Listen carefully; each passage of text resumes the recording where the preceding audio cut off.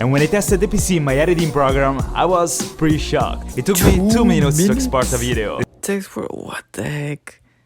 That's the fastest computer I've ever seen. I'm doing this on my laptop. I built a gaming PC with no experience.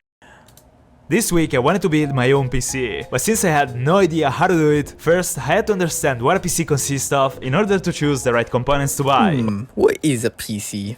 I wonder what. But yeah, a lot of things go into a PC. Like, I honestly thought it was just like a one-piece thing, but nope, you have to add like this and this and this and this, like to like the fan, the graphics card. That's pretty much all I know about. But when I started my research, I felt like I was reading a different language. The damn languages were like GHZ or GPU or like cores and stuff like that. Like, I never understood that, to be honest. Then, after about 5 hours, thanks to your help, a bunch of tutorials, and PC part picker, I finally chose the PC components, making sure there were no compatibility issues between them. My budget was $2,000. I really need a powerful... $2,000. Although I feel like it's cheaper to make your own. Maybe I actually don't know. Full PC to keep up with my heavy video editing, and since I'm not a gamer, but I could be, other than a nice CPU, I also wanted to invest in a good graphics card. This is the order I decided to choose the PC parts, and the case is number 3. And so I started the build with the motherboard. 4 of the main components of the PC are directly attached to the circuit board called the motherboard, and it looks intimidating. That looks insane, honestly, to be honest. Damn it. Like, without an instruction manual, would you be able to actually do that? That's a lot of... That's to me, just looking at that, that's pretty overwhelming. Inside the box there are a few useful things we're gonna need for other components. Nice! In the meantime, I use the box as a base for the build. I've got an Asus B55 ROG because it should allow me to fit all my other components such as processor, RAM, graphics card, while making sure they operate to their full potential. First, we need to install the CPU. This is an AMD 3950. So this is the CPU, I guess. I guess this is like the entire like chip type of thing. I feel like it's more common to like call it chip than actual like GPU or something like that. It's the very first element I chose for my build, and after that I chose a compatible motherboard. This tiny thing is probably the most important component of my PC. In the box you'll also find the extra. nothing. Why do they make boxes like that? I don't even know why. They just make the box bigger than the actual thing. They make a box this big. Whatever. To install it, you need to be really careful and never touch the base of the CPU to avoid damaging the pins. Push down this lever and move it out to Actually, just damage one single pin. The entire thing is probably not gonna work at that point. The socket. Now, make sure to align the golden triangle on the edge of the CPU with the triangle at the corner of the socket. At this point, it's really important to apply no pressure, but just let the CPU fit into the socket by kinda dropping it.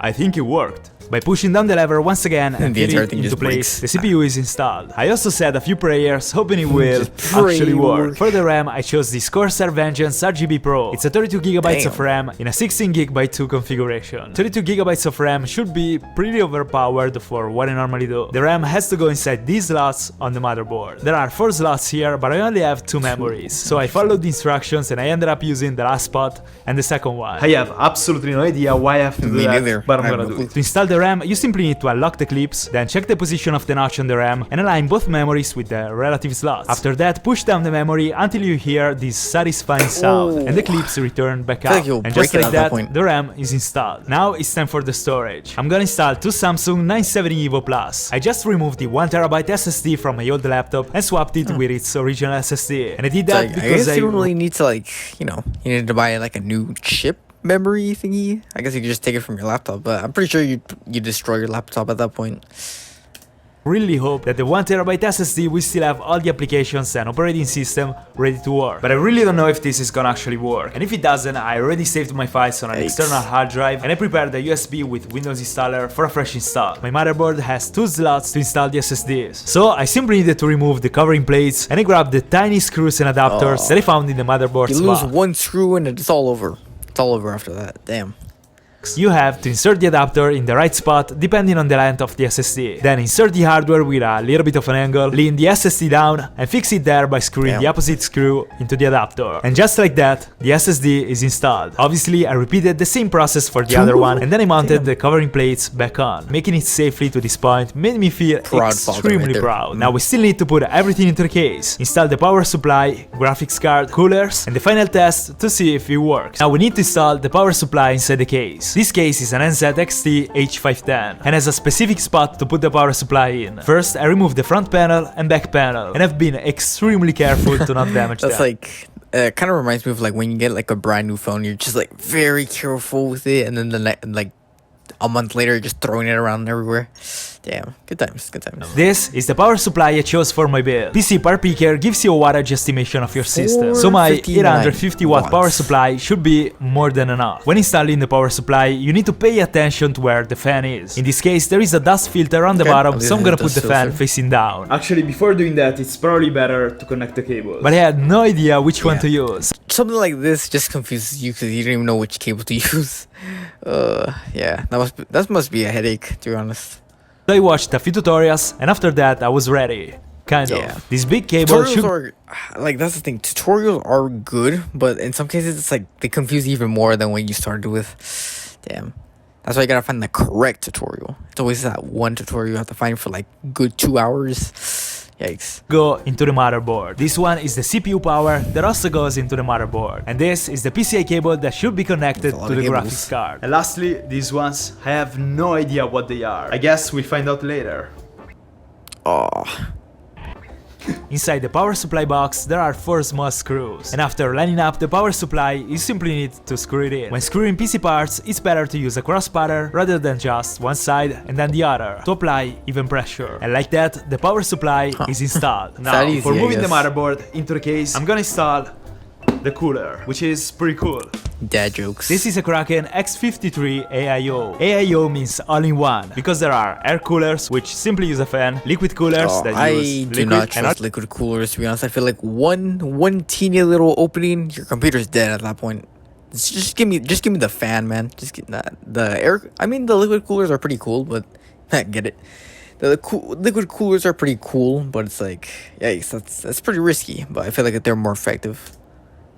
All-in-one systems are a bit of both. Following the instructions, I removed the AMD mounting brackets and installed the screws of the cooler. Unfortunately, I messed up with the pre-installed thermal paste on the cooler, so I cleaned it with a bit of alcohol, and after cleaning also the CPU, I tried to put my own thermal paste on it. I have no idea what I'm doing. This case has a bracket to mount the fan on, so I mounted the radiator on the bracket, and then the fans on the radiator using the screws I found in the box. Just make sure to mount the fans in the right direction. In this case, I need them to pull air inside the case. Now, before installing the cooler, I wanna move the motherboard into the case. First, we need to flip the case on its back, and then simply put the motherboard inside, making the I/O shield fit perfectly. Nice!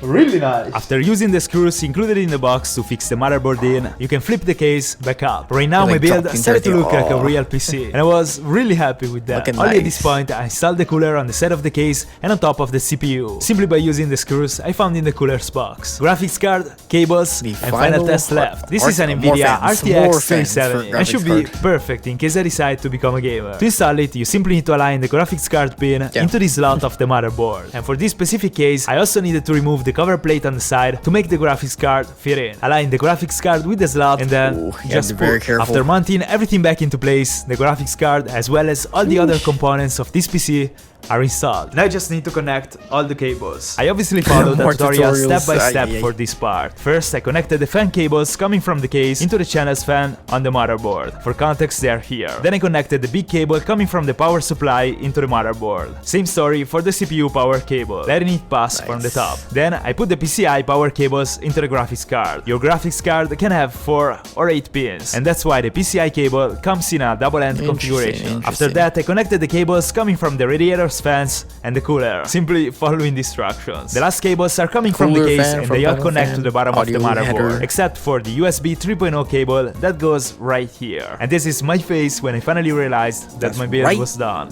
Alright, it's time to test it. So I connected the keyboard. Will it work? Will it not work? We'll find out. Monitor and mouse, nobody shaming please, into the USB ports, and then the power supply. Something is already working. Alright, first try. To be honest, that mouse like right here, I never understand that kind of mouse. Like, I know your hand is supposed to be like on the right hand side, but is that comfortable? I don't know. I guess I'm just weird. I've never used one of those mouses before. Oh, yes. We have some light right here. Still nothing there. Why there is nothing there? Keyboard. Oh, everything looks fine here, but I don't see anything there, white. And my keyboard is Ooh. here. Everything works. Okay. The keyboard works. And then I tried to connect the HDMI into the graphics card because before it was I guess in the just, motherboard. just I powered one wire just makes the whole thing not work. the PC once again, and then Boom! this There happened. you go. Yes! Yes, it works! Yes! Yes, it And there you have it. I mean, you can make your own PC with just YouTube. You don't even need someone to build it for you, or you don't even need to buy one by hand or anything like that. You just make your own. Let's go! Let's go! Let's go! The computer was working perfectly, so I spent a while installing all the drivers and setting up the lights. And when I tested the PC in my editing program, I was pretty shocked. It took me 2 minutes to export a video. What the heck? That's the fastest computer I've ever seen. I'm doing this on my laptop. 2 minutes to export a video.